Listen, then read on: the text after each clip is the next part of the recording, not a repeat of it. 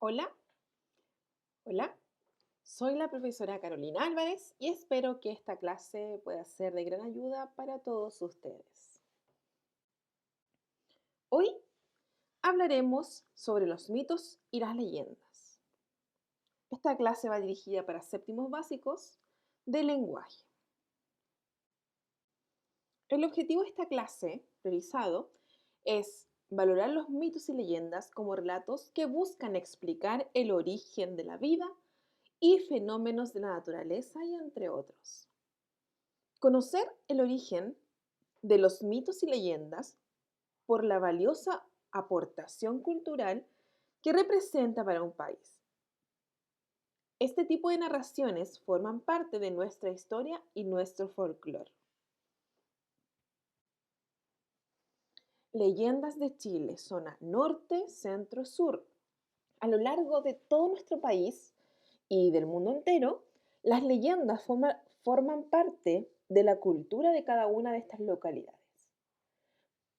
Hoy nos concentramos en las leyendas de Chile para poder saber características, para poder saber fundamentos de estas y así poder reconocerlas. Se puede decir en algunos aspectos que las leyendas responden a los estímulos de la naturaleza circundante. Pueden tener una razón. ¿Cuál es esta razón? Ocultar una verdad, por lo que son muy llamativas y querer resolver un misterio o poder darle una explicación a sucesos sobrenaturales es lo que las leyendas intentan responder. Por lo general, las leyendas, bueno, no por lo general, siempre las leyendas son textos literarios. Estos textos literarios, como usted ya lo sabe, comienzan con un inicio, un desarrollo y un desenlace. Por lo que no debe sorprender que siempre comienza presentando los hechos, presentándose un problema y concluyendo con la resolución del problema. Clasificado en un texto literario. Eso jamás lo debe olvidar. Una de las características fundamentales de las leyendas son de que se transmiten de generación en generación, de nuestros ancestros hasta los tiempos de hoy. También es que son anónimas. Nadie las escribió para que las leamos. Bueno, hoy en día sí, pero ¿cómo aparecieron? Nadie sabe quién las creó. Por lo tanto, se le caracteriza el anonimato. Se transmiten a través del tiempo en forma oral, como les decíamos recién, de generación en generación, de forma oral, contada. Quiere decir que alguien lo vio, alguien lo replicó, lo contó y muchas personas lo escucharon para volver a replicarlas y contarlas. Algunas veces se cambian cosas pequeñas, pero esa es la magia de la transmisión de generación en generación de forma oral. Es de una creación colectiva.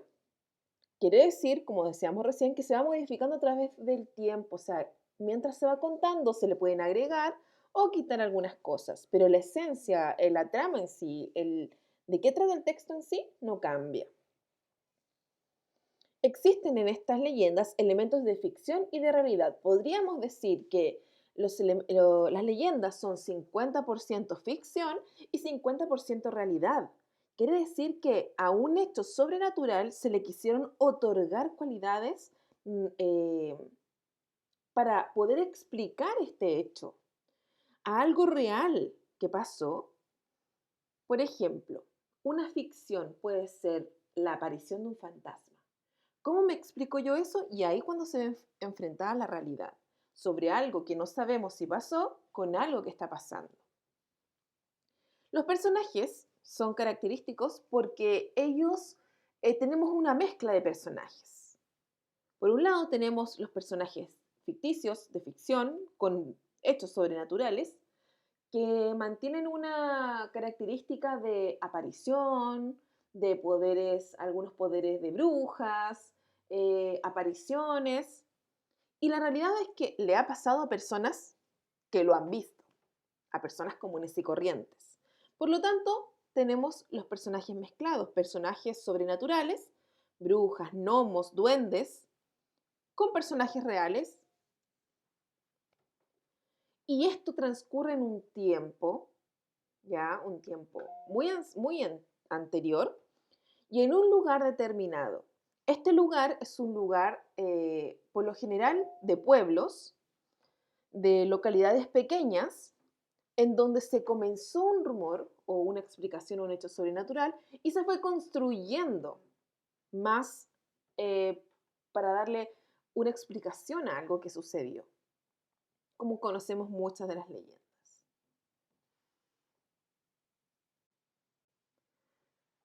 La zona geográfica en que aparecen las leyendas eh, se identifican según dónde pertenezcan, según de dónde se desarrolla esta historia y se explican los sucesos populares de esa zona, como por ejemplo el origen de un pueblo, ¿ya? Como por ejemplo nosotros habíamos visto la ñañuca, el origen de la flor del desierto. Ahí están explicando, y esa flor solamente se da en ese lugar, en esa localidad, y ahí se llama Añañuca. Por lo tanto, es una localidad pequeña, no a todo el país le sucede, solo le sucede a un pueblo específico, a una zona específica.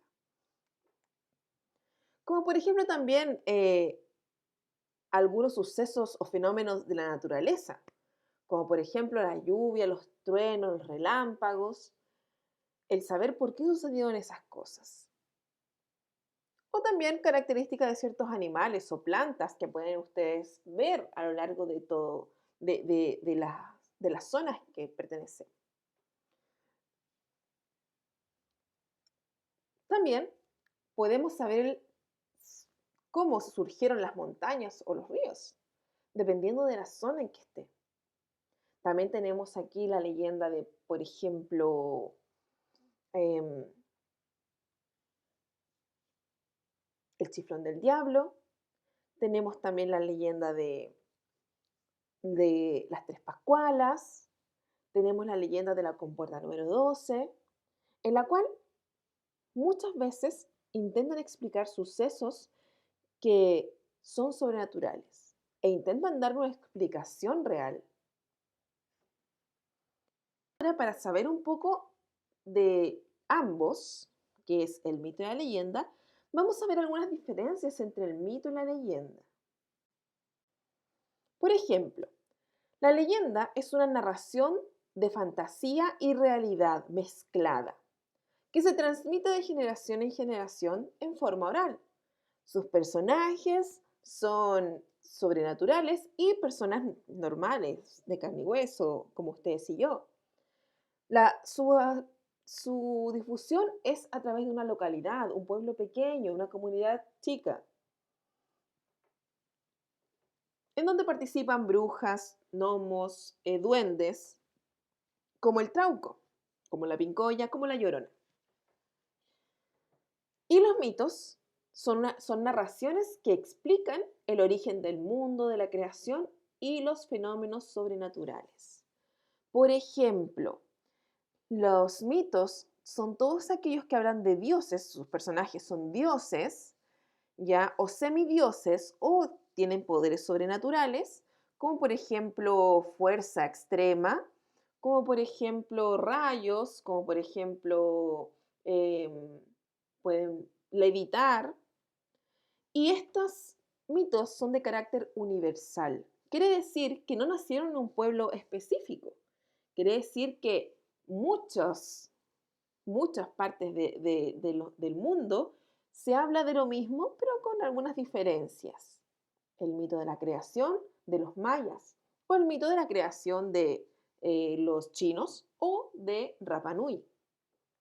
Tenemos ahí diferentes mezclas. Entonces, ¿pueden identificar la diferencia entre leyenda y mito? Las leyendas son localidades pequeñas, en un pueblo específico, que trata de dar explicación a un hecho sobrenatural. que se combinan los personajes, y el mito es universal, que intenta explicar la creación de algo, la creación del sol, la creación de la lluvia, el origen del ser humano. Y sus personajes son dioses, semidioses o con poderes sobrenaturales. Ya aclarado estas diferencias, podemos identificarlos.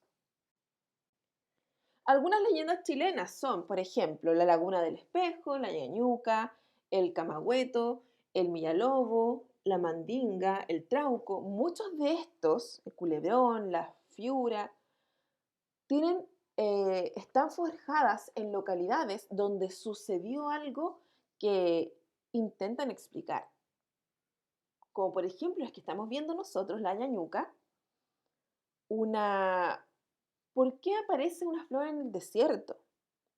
Extrañamente, sabemos que en el desierto no hay agua, sabemos que en el desierto no hay una condición atmosférica para que se logre hacer esta vida en el desierto.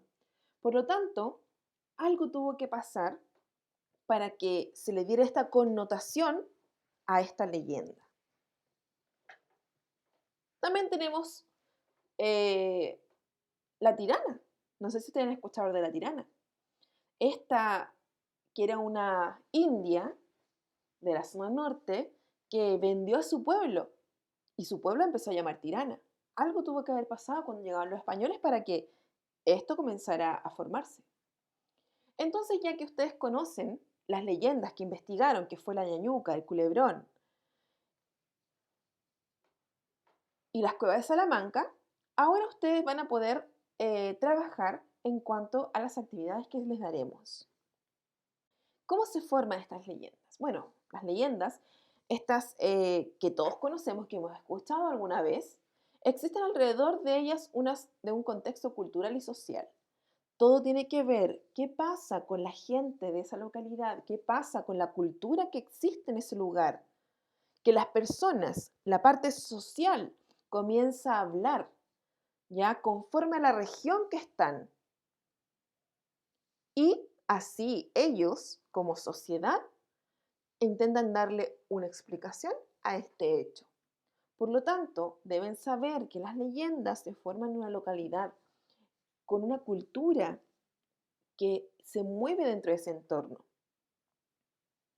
Por lo tanto, ustedes ahora, chicos, ya conociendo cuáles son las características, cuál es la función, diferencias que tienen con el mito, ustedes ahora deben reconocer lo que vamos a trabajar en estas actividades.